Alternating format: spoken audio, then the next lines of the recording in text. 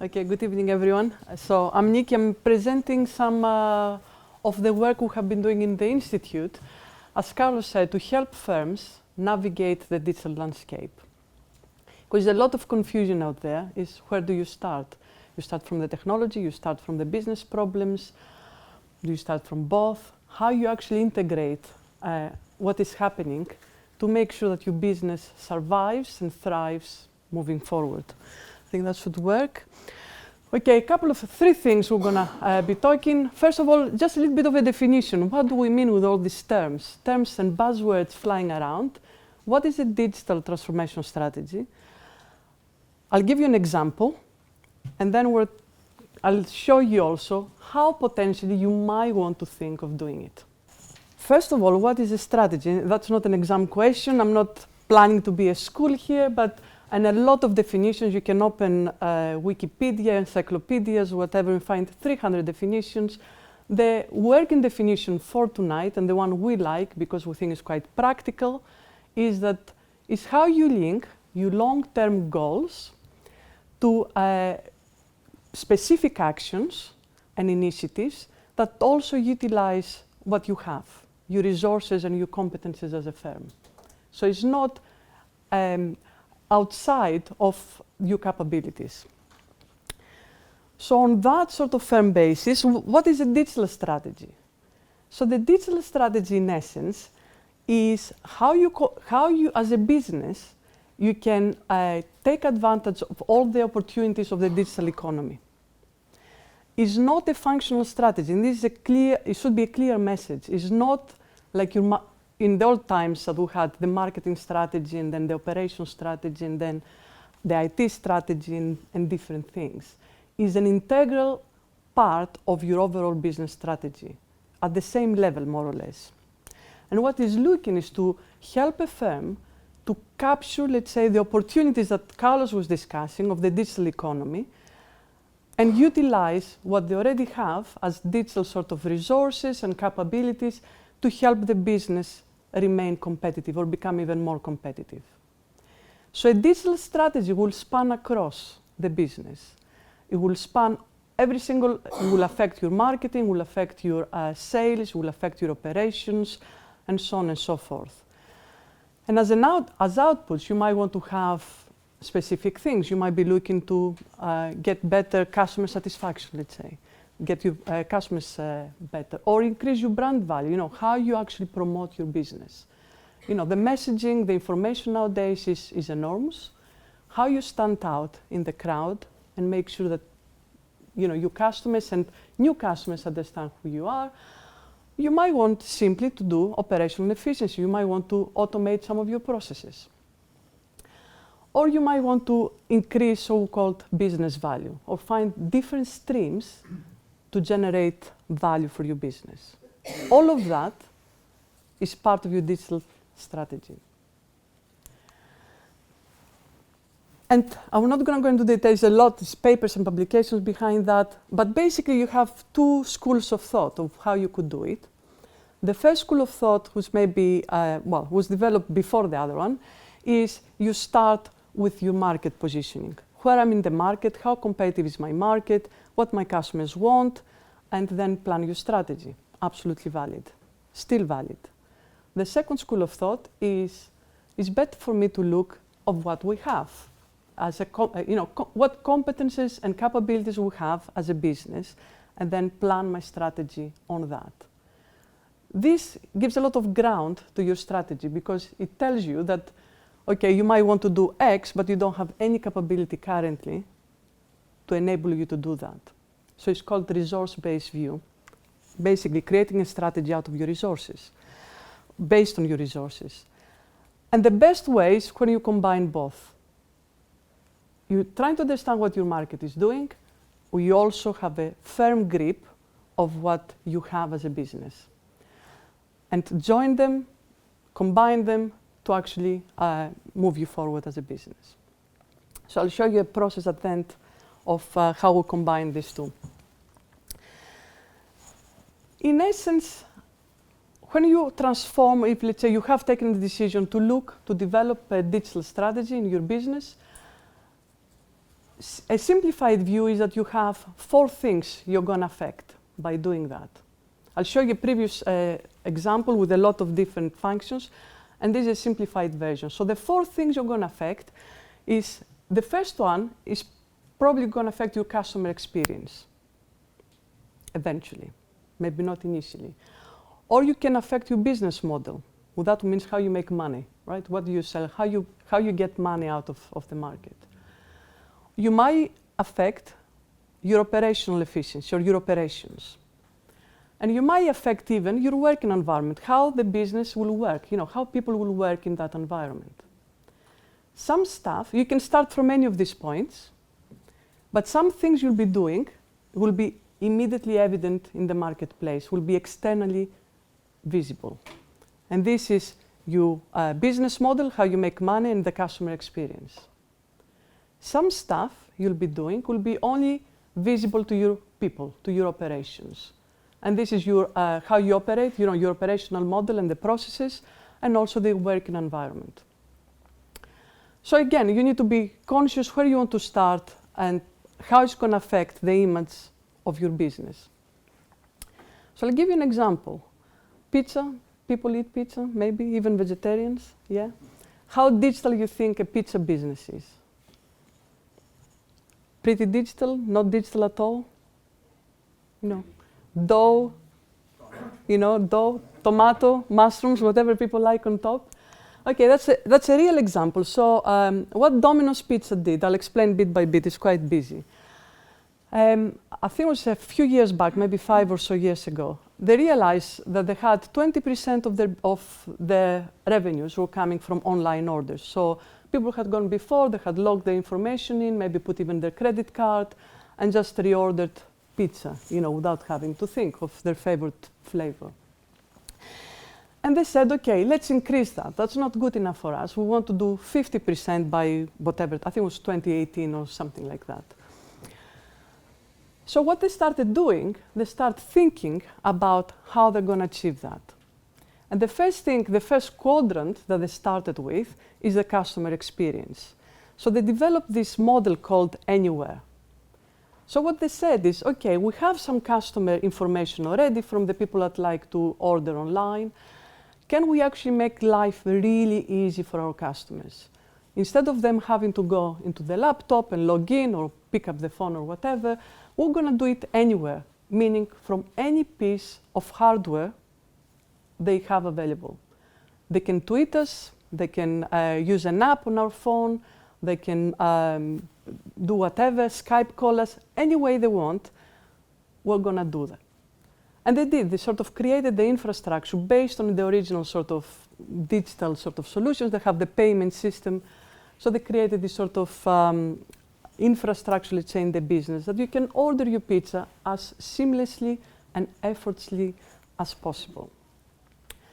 And with that, they realize, okay, it's an opportunity here, because what we could do, actually we have now a lot of customer data in our hands.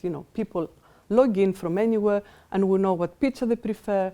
So they start pushing information and say, right, so you like, let's say, lots of cheese on your pizza, but we have this new cheese maybe that you may want to try. So they move to their business model then, the other quadrant, is around not just personalization that we call in the jargon, but really individualized promotion of what this customer might want.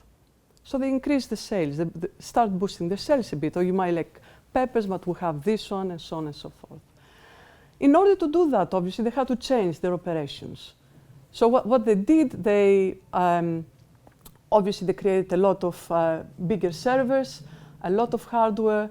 They had data analytics to be able to understand, what their customers want, and AI solutions to be able to collect all this data and really target is not maybe the right word, but really promote new products to their clients and get new clients as much as possible. And also they change their working environment. So this is sort of an animation stuff. They have robot chefs creating these pizzas. And they have little drones actually delivering your pizza. So you don't have to have your pizza cold because there's a lot of traffic on the road.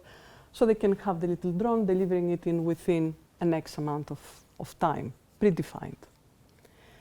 So the sales that they thought they're going to get 50% by 2018, I think is way superseded now. So this is like a core part of their business. They get the majority of their sales through this means. So it's a very traditional food industry that transformed over a period of time, using both the digital capabilities they already had, but also trying to understand how to make the customer experience better for them.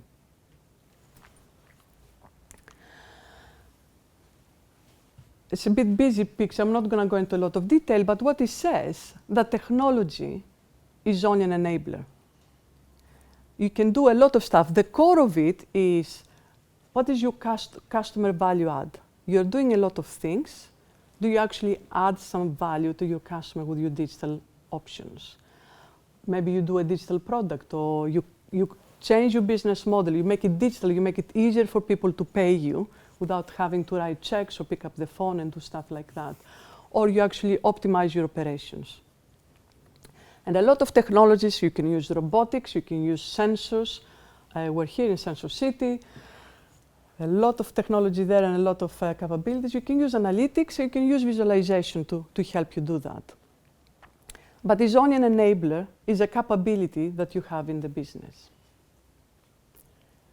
Okay, how do we do then? So you're a firm and you want to create a digital strategy. You have obviously some capabilities, you have customers, and you want to see what's the best way to move forward. This is one way of thinking about it. 3 fundamental questions to ask yourself. First of all, why are you transforming? Why you want to transform? It's a very simple question, but very hard to answer sometimes. The second is, if you're clear why you want to transform, what are you transforming, the second one? So what you're transforming, the second one, and how you're going to transform is the third one. So why are you transforming? What are you transforming? And how are you doing it? The first one, maybe you need to use some of Carlos's drivers or barriers, to answer the why question. What is happening there in your industry, in the world in general? What are the drivers, external to your organization that are going to affect you? The second question is, what are the internal ones? Do you have some internal drivers that you need to address? And the 3 critical question is, do you have any real pain issues, any business problems you're trying to resolve? Because it's better to focus your digital strategy on these pains rather than just do it because everybody else is doing it in the industry. So if that is clear, the reason why you're trying to do that, the second question is, what are you going to transform? You have a wealth of opportunity there, a lot of different, as Carlos showed with the little arrow and the man trying to walk. What of these things is the most critical thing to transform? Maybe you use some of the simplified 4 quadrants model. Are you doing, something to enhance your customer experience, your operations, your working environment? What specific dimension are you doing to help get more information from your supply chain, for example, or whatever it is? Decide which of these areas is the critical one to move on. And the third one is the how question. So where are you going to start, the first thing? What is the first point of entry? Where you are starting to transform?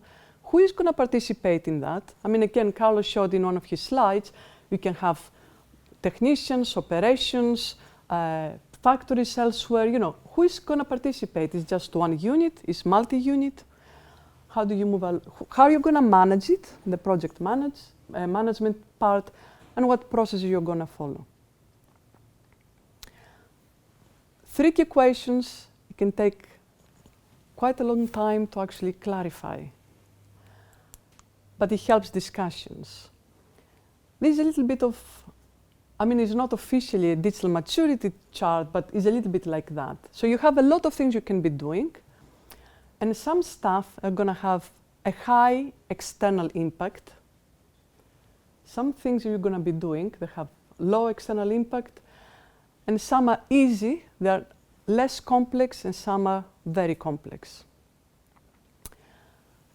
And where you start, it depends a lot on your appetite on the risk, on what your industry is doing, also how old you are in that, old in the sense how mature the business is in that particular sort of segment. And why I say that, because what you find a lot, the transformations in the industry very often come from the newbies, the new people that come into that sector. And these people, they just go for the top one, the industry disruption. When you get the Uber, they didn't try to get a lot of taxis and link them electronically. They just forgot about that. They just rethink completely. So they don't care to go incremental step by step. They're just looking, I have a piece of software, how can I do it to make money? And they don't care what the industry norms are. If you're already in the business and you have already operations, it's very hard for the majority of companies to do that. So they tend to start from the bottom, what is the bottom right? My bottom right. And they start with some digitalization, they start maybe with some localized optimization, some process automation, and so on. And gradually over the time, they may be moving to more disruptive models. But you need to be aware, because if you have in your sector, in your industry, a lot of people coming on the top left-hand corner, and you're still moving very slow, what does it gonna mean for your business in the future? Or if you're a new person, a new company in an existing sector, how are you gonna disrupt? What's the best way for you to go to the top? And when you have thought about all these complicated issues, you might have, we call it a digital transformation blueprint.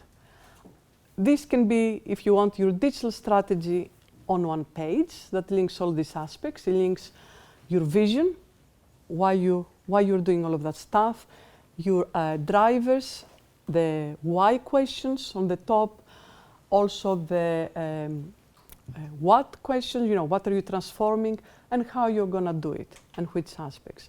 One page summary of your digital strategy. Assume you have done all the hard thinking beforehand. And then you can easily communicate, show it to your employees, because you have to bring them along, show it to your customers or to suppliers or whoever else you think is necessary to know. So that's all from me. I don't know. I didn't see any time, so hopefully I have not chewed Veronica's time here. Great, Nicky. Thank you very much. Thank you.